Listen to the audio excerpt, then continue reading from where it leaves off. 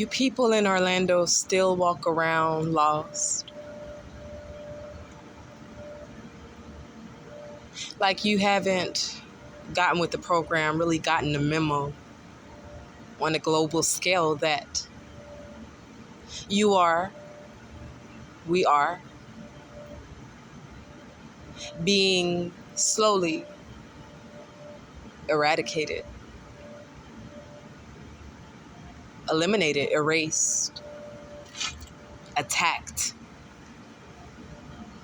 We're at war. But because it haven't been declared, we walk around like we don't know it. At war with who? It's hard to even say that because I intend to post this. And with the new censorship that goes on, it's no way to safely relay, imperative information and to stay on one accord.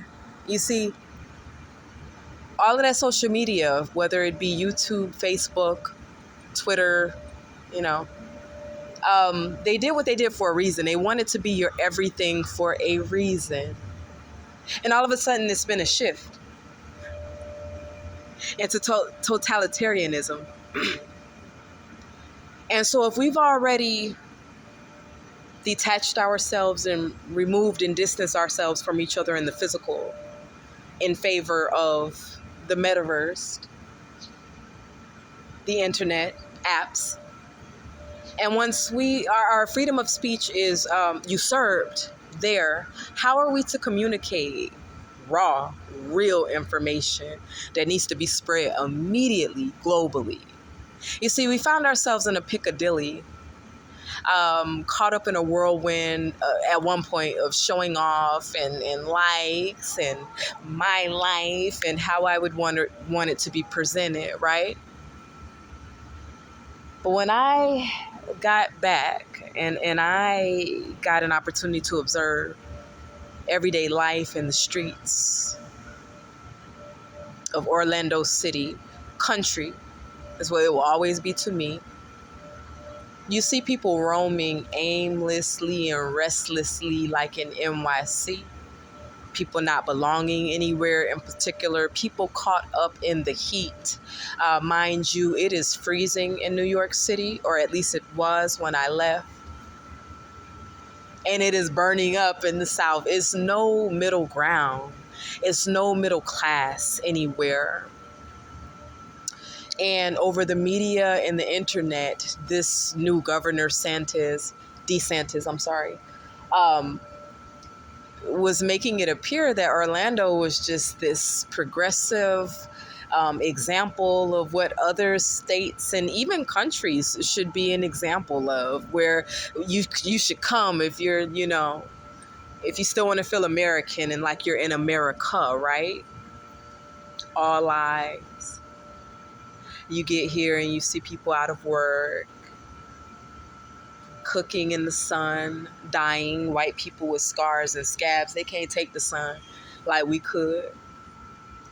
No money, no opportunity, nothing. You walk in the store and actually go to feeling sorry for the clerk because all the stores are completely empty.